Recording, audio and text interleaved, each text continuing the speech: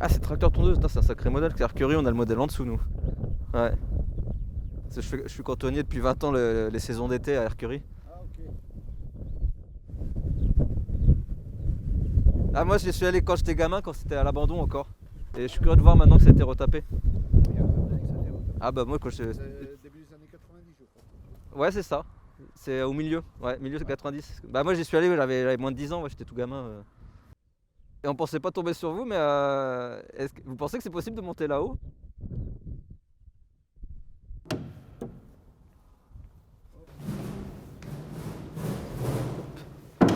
Merci beaucoup. Peut-être aller avec vous, il y a une clairière là-haut.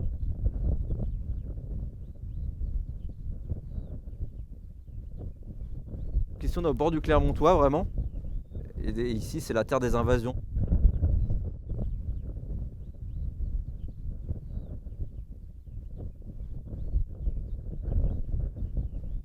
J'imagine souvent ici le fait que quand les gars arrivaient, ils devaient piller ou détruire les villages en arrivant.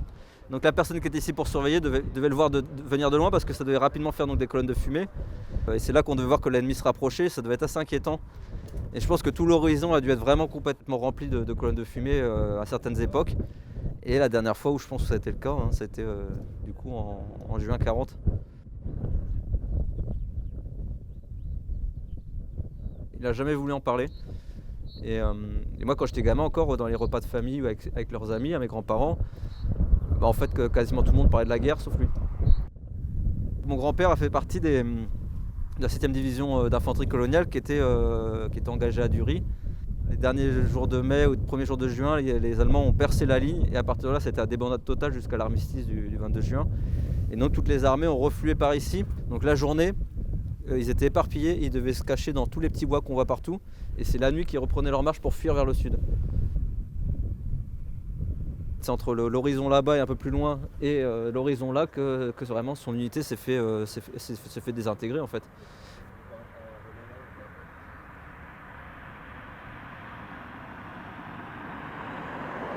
Quand j'étais petit, j'ai le souvenir à Arcueil. Pour les orages, il hurlait comme s'il était dans un bombardement. Et donc bon, il était traumatisé, hein, ça c'est sûr, de cette guerre.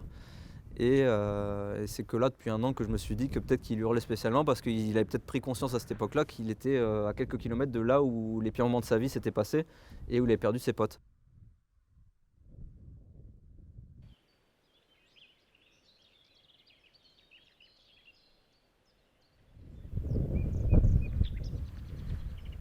Une forêt, normalement, il n'y a pas de trou d'obus, il n'y a pas de tranchée. Mais c'est pas évident à deviner quand on grandit ici.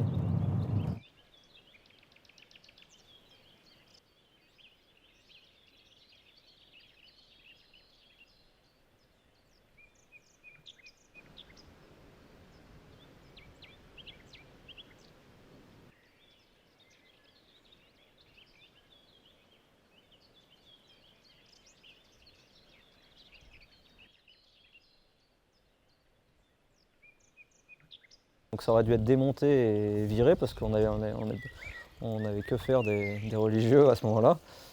Sauf qu'eux, ils avaient une petite botte secrète, c'est qu'ils avaient des insensés. Et donc il a survécu encore 10 ans, à un moment où il aurait dû être détruit comme tous les autres couvents, pour les 6 insensés qu'il y avait là-dedans. Il est parti s'installer rue des Finets à Clermont, et du coup il s'est retrouvé être le seul gars qui s'occupait des insensés. Et ils vont monter à un établissement qui est aujourd'hui encore sur le même emplacement de l'hôpital de Clermont, puisque c'était la continuité directe.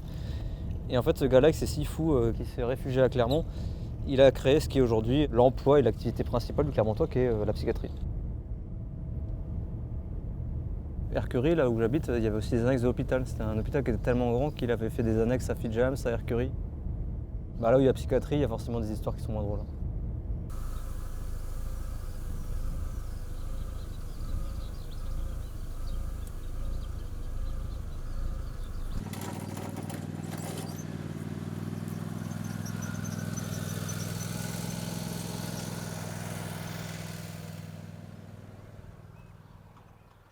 En dessous d'Emmaüs, il y a une ferme où il y a des chevaux.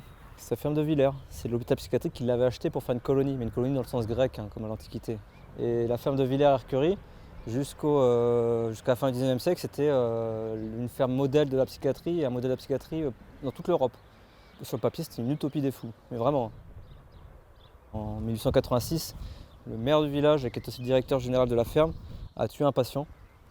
Il y a eu une enquête.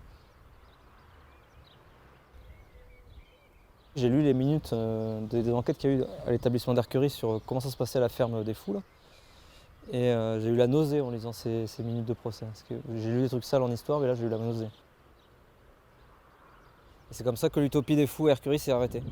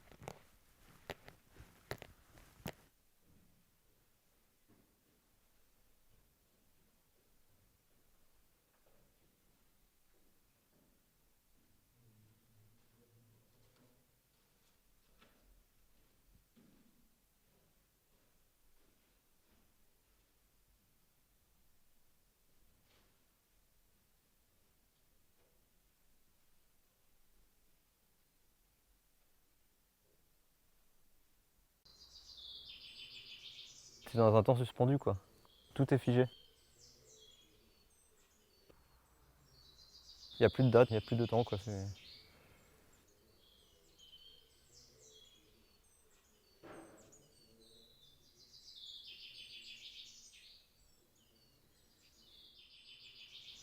Le seul temps qui est à la limite, c'est la nature. Parce que si tu viens au printemps, à l'hiver, à l'été, bah, il n'y a que ça qui change, quoi.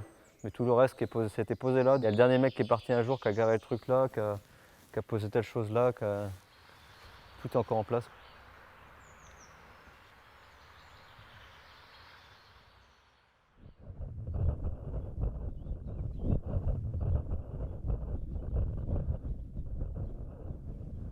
Donc ça c'est une voie romaine là qui descend de là-haut, qui passe là et qui va là-bas.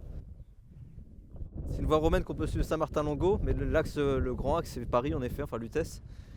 Et ça va jusqu'à Amiens et après Boulogne-la-Mer. C'est comme une autoroute à l'époque. Et donc sur ce petit chemin qui est tout ridicule aujourd'hui, il y a eu des légions qui sont passées dessus et c'est sûr il y a des empereurs qui sont passés sur cette voie. Parce que c'était une autoroute quoi, c'était la 1 de l'époque en fait. Et donc ici c'était pas un village gallo-romain en soi, c'était un relais. Il y avait des auberges, il y avait un bronzier, donc des petits artisans. Et c'était vraiment un petit monde qui vivait du fait du trafic. Des deux côtés c'est des tavernes, des artisans de la vie quoi. Il y a des gens qui ont fait des vies complètes ici.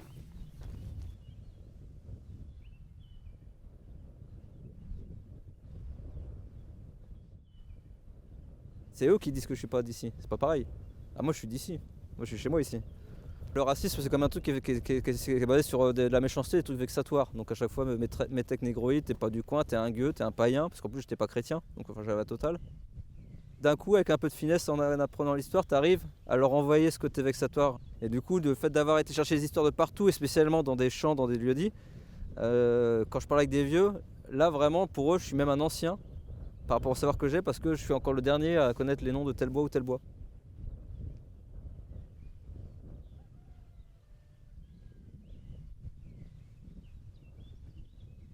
Vestiges du XXe siècle, bouteille de Coca-Cola en plastique.